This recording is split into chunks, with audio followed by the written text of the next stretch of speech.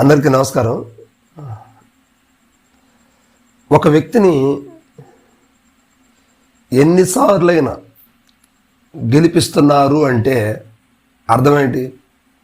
ఆ వ్యక్తి మీద అభిమానం ఉన్నట్టు. ఆ వ్యక్తి ఏదో వాళ్ళకి అవసరం అనుకొని ఆ వ్యక్తిని గెలిపిస్తూ ఉంటారు. ఇంకా తర్వాత అదే వ్యక్తిని ఓట్లేసి గెలిపించడమే కాదు, మనస్ఫూర్తిగా కూడా అభినందిస్తారు. కారణం ఏంటంటే అది ఇంకా వీరాభిమానం ఉంటుంది. వీరాభిమానం అంటే అదే కదా, మనం వింటూ ఉంటాం పలానా వ్యక్తి అతనికి వీరాభిమాని అని. ఇలాంటి వ్యక్తి ఉమ్మడి ప్రకాశం జిల్లాలో అద్దంకి నియోజకవర్గానికి చెందినటువంటి గొట్టిపాటి రవికుమార్ అలియాస్ బుజ్జి. ఈయనకి నియోజకవర్గంలో ఒక ప్రత్యేకత ఉంది. ఈయన అద్దంకి నియోజకవర్గం స్థానికుడైతే కాదు, ఆయన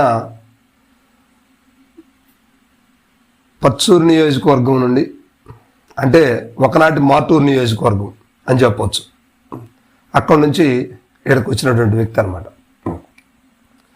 సో అలాంటి వ్యక్తిని అద్దంకిలో నీరాజనాలు పడుతూ ప్రతిసారి పార్టీలు వేరైనప్పుడు కూడా ఆయన గెలిపిస్తూ అద్దంకి ప్రజలు వారి ఆశల్ని ఆయన రూపంలో తీర్చుకుంటున్నారని చెప్పడంలో ఎటువంటి సందేహం లేదు. ఇక మన రవికుమార్ గురించి కొన్ని విషయాలు తెలుసుకుందాం. ఎవరైనా సరే ఒక్కసారి కలిసిన వ్యక్తిని ఆయన వదులుకోడు, వెళ్ళినటువంటి వ్యక్తులు కూడా ఆయన్ని వదులుకోరు. సో ఈ ఒక్క కారణం చేతనే ఆయన అద్దంకిలో 3 దఫాలుగా 3 పార్టీల నుంచి కేవలం పార్టీ అభిమతం, పార్టీ ఎజెండాతో పని లేకుండా వ్యక్తిగతమైన ఎజెండాతోటి ఆయన విజయం సాధించినటువంటి పరిస్థితులు అనమాట. మరి ఇప్పుడు 2024 ఎన్నికలకి సిద్ధమయ్యి ఉన్నటువంటి ఈ పరిస్థితుల్లో రవికుమార్ కాస్త వెనకంజలో ఉన్నట్టుగా కనిపిస్తూ ఉంది. ఎందుకంటే ఇప్పుడున్న ప్రభుత్వ తీరు కావచ్చు, లేదో ఆయన పర్సనల్ విషయాలు కావచ్చు, కొంచెం రాజకీయంగా దూకుడు స్వభావంగా లేకుండా కొంచెం వీక్గా ఉన్నట్టు కనిపిస్తూ ఉంది. జస్ట్ కనిపిస్తూ ఉంది ఇది అంతే. అంతేగాని దీనివల్ల ఓటమికి చిహ్నం అని మాత్రం చెప్పుకోవడానికి వీల్లేని పరిస్థితి.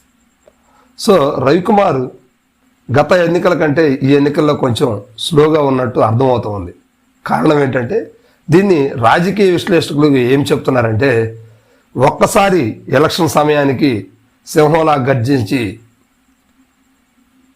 కాస్ట్లీ రాజకీయాలు చేసి ఆయన గెలవటం కీలక పాత్ర వహించి గెలిచే దిశగా పయనిస్తారని చెప్పేసి విశ్లేషకులు చెప్తూ ఉన్నారు. మరి రవికుమార్ అయితే ఎక్కడా ప్రెస్ మీట్లు పెట్టలేదు, ఎక్కడా ఎవరి దగ్గర మాటలు అనవసరమైన వ్యాఖ్యలు చేయలేదు,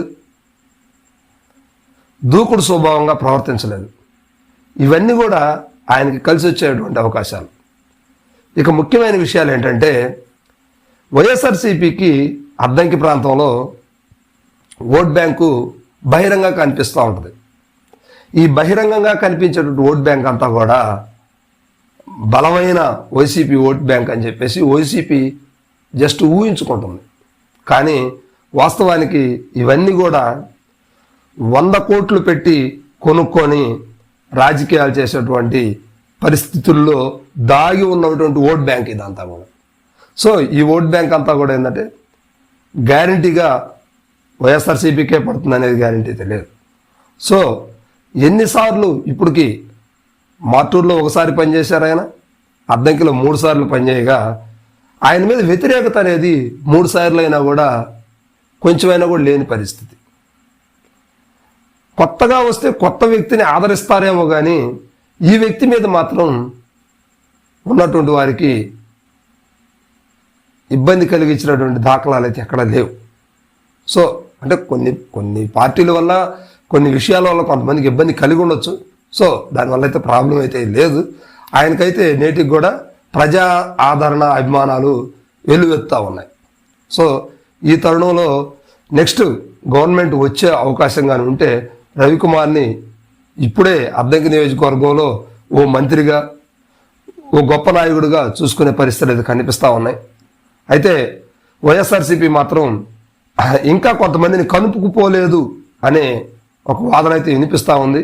మరి రవికుమార్ అయితే ఆ పాత నాయకత్వం కాబట్టి ఆయన అనుచరులు కావచ్చు వారంతా కూడా అయితే ఈ పాటికి గ్రామ స్థాయిలో నాయకులు మొత్తాన్ని కూడా రివ్యూస్ పెట్టేసి వారితో మాట్లాడుకోవటం, ఆ చర్చా వేదికలు జరపడం అనేది ఇంటర్నల్గా చాలా పర్సనల్గా జరుగుతూ ఉన్న పరిస్థితి ఉన్నాయి. అట్లా చేశారని మాకు సమాచారం అయితే ఉంది. దాన్ని బట్టి ఈ వీడియో చేస్తున్నాం అనమాట. సో మరి రవికుమార్ 3 సార్లు గెలిచినా కూడా వ్యతిరేకత స్వభావం లేకుండా జనాల్లో ఇంకా కావాలనుకునే విధంగా ఉన్నారంటే ఆయన ఆ గొప్పతనానికి మరి అద్దంకి ప్రజలు మరొకసారి మళ్ళీ పట్టం కడతారనేది మాత్రం వెయిట్ చేయాల్సిన పరిస్థితి ఉంది. అంతవరకు సెలవు. నమస్కారం.